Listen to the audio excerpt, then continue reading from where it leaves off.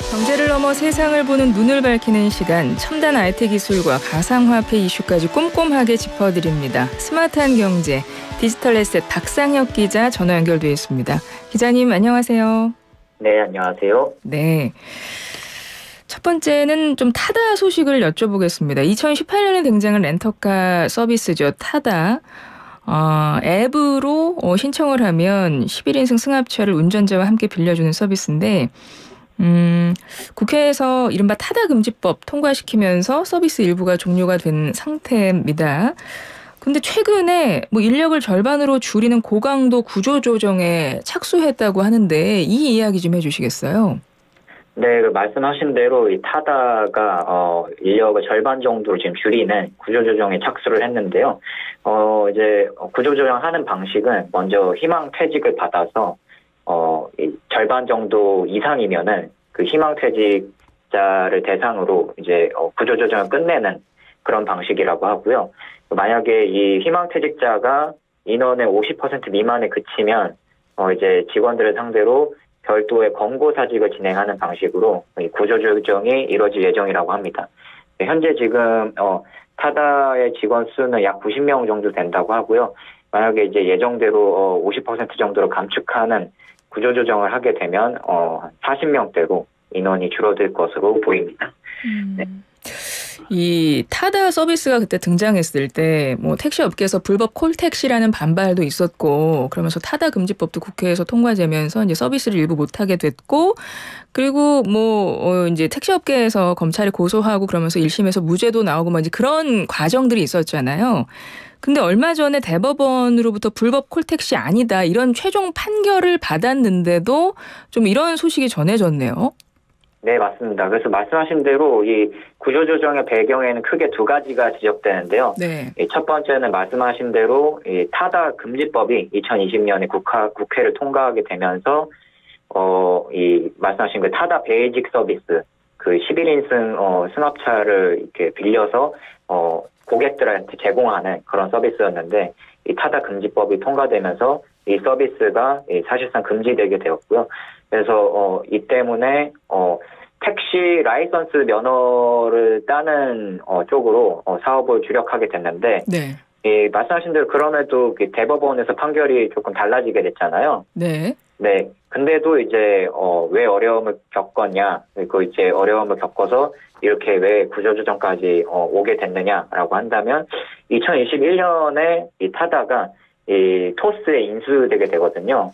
그 이후로 이제 택시를 통한 면허 사업과 이제 기술적으로 차량용 반도체를 수급하는 쪽으로 이제 사업을 크게 틀게 됐는데요. 네.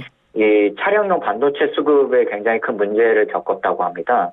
그래서 이 이제 서비스 공급 차원에서 좀 어려움을 겪으면서 매출이 이렇게 하락하게 됐고 이렇게 구조조정까지 오게 된 게 아니냐라는 전문가들의 의견이 있고요.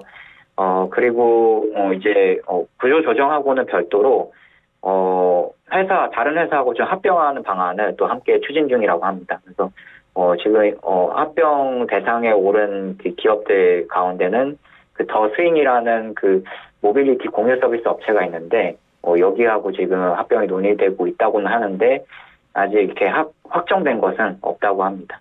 그렇군요. 지난주에 샘 올드먼이라는 사람이 방한을 했답니다. 근데 이 사람이 챗 GPT의 아버지라고 불리는 사람이에요? 네, 맞습니다. 예, 방한에서 어떤 이야기를 했습니까? AI 관련해서 이야기했겠네요. 네, 크게 두 가지를 얘기했는데 말씀하신 대로 첫 번째는 아무래도 챗 GPT의 이 개발사죠.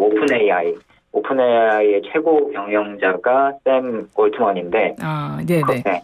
그러다 보니까 이제 AI 얘기를 할 수밖에 없겠죠. 네. 그리고 특히 올해 들어서 AI 열풍이 굉장히 거셌기 때문에 AI 위주로 굉장히 답변이 많았는데요.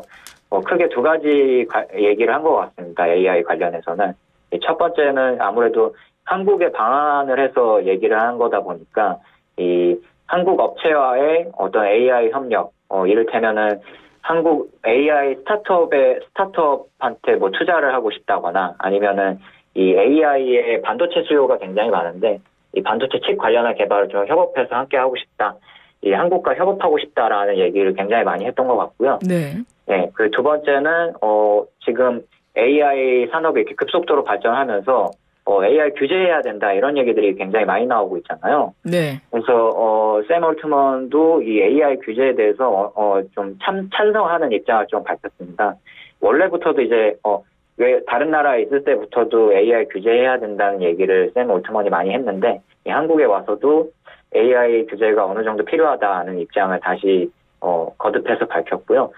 다만 이 혁신과 이 규제 사이의 균형점을 맞춰야 되는데 이 또 너무 지나친 규제는 조금 산업의 혁신에 저해가 될 수 있다라는 취지로 좀 균형적인 답변을 한 것 같습니다. AI 규제와 관련해서 이 사람도 언급을 했었다 그랬는데 그 AI 규제를 해야 하는 뭐 그 배경에는 AI가 뭐 사람들이 할 일을 대체하고 뭐 이런 것들인 건 거예요? 네, 맞습니다. 아니면 뭐 윤리적인 측면 뭐 그런 거를 말하는 건가요? 네, 양측 두 가지 측면이 다 있는 것 같은데요. 아무래도 최근 AI 규제 관련해서 많이 나오고 있는 거는 예를 들면은 뭐 SNS 쇼폼 서비스 같은 경우에는 이제 이게 사람인지 AI인지 구분이 이렇게 쉽게 되지 않을 정도로 AI 기술이 발전했다 보니까 네. 이 뭐 저작권 문제나 IP 문제 뭐 이런 것도 좀 같이 발생하고 있거든요. 이런 기본적인 규제부터 만들어 나가야 된다라는 게 이제 샘 올트먼의 입장인 것 같습니다. 그렇군요. 샘 올트먼 오픈 AI사의 CEO라고 합니다. 오픈 AI 챗GPT를 만든 회사죠.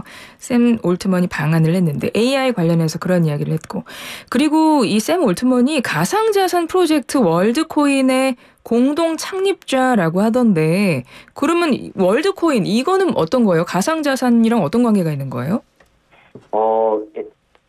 월드코인 자체가 일단 블록체인 기반의 가상자산 프로젝트고요. 네. 이제 월드코인하고 샘 올트먼의 관계는 샘 올트먼이 월드코인의 공동 창립자 중에 한 명이고요. 네, 그래서 이제 같이 이 월드코인 얘기가 나오게 된 겁니다. 근데 이 샘 올트먼의 평소 사상과 이 월드코인이 좀 맞닿아 있는 부분이 있는 게 아까 말씀드린 것처럼 이 신원 인증에 대한 좀 규제가 필요하다. 왜냐하면 AI하고 인간하고 구별되지 않는 시대가 곧 올 것이기 때문에 이에 대한 규제가 필요하다는 게 샘 올트먼의 평소 이제 사상 중에 하나인데요. 그러니까 신원 인증이요, 신원. 네, 신원 인증. 네. 네, 근데 이제 이거를 좀 신원 인증 문제를 해결하기 위한 방법으로 이 블록체인을 가져오게 된 거죠. 네, 블록체인 기반으로 홍채 인식의 신원 인증을 해서 이 사용자의 홍채를 블록체인 기반으로 데이터에 담게 되면은 이 위변조가 불가능하다는 특성을 가지게 되거든요. 그래서 이 사용자 개인의 고유한 신원 인증을 투명하게 할 수 있고 위변조도 방지할 수 있어서 이 AI 시대에서도 이 블록체인 신원 인증을 통해서 굉장히 사용자의 신원 인증을 고유하게 관리할 수 있다라는 게 이 샘 올트먼의 주장이고요. 그리고 여기서 이제 가상자산을 발행하게 되는 이유는 이 또 샘 올트먼의 어떤 철학 중에 하나가 이 AI 시대가 오게 되면은 인간이 할 일이 굉장히 줄어들게 될 텐데 그런 의미에서 이 보편적 기본소득을 대중들에게 시행을 해야 된다.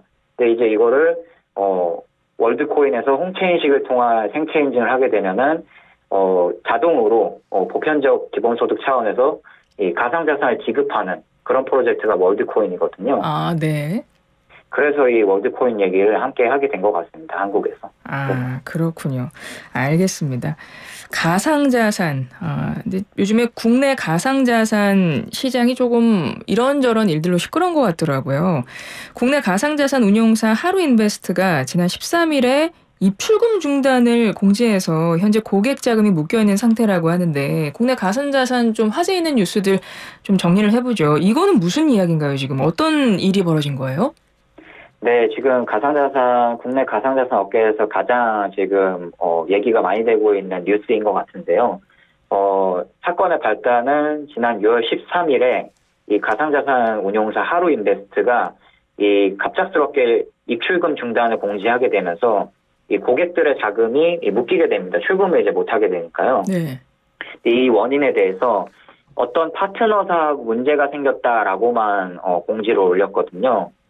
그래서 이제 의혹이 굉장히 더 커졌고요. 어떤 이제 원인인지 구체적으로 제공을 안 했으니까요. 예. 네.